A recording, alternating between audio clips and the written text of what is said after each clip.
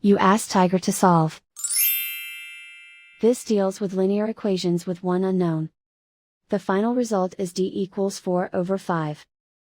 Let's solve it step by step. Group all constants on the right side of the equation. Add 8 to both sides.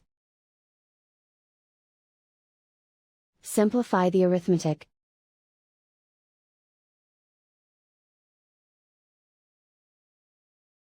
Isolate the d. Divide both sides by 10. Simplify the fraction. Find the greatest common factor of the numerator and denominator. Factor out and cancel the greatest common factor. And so the final result is d equals 4/5.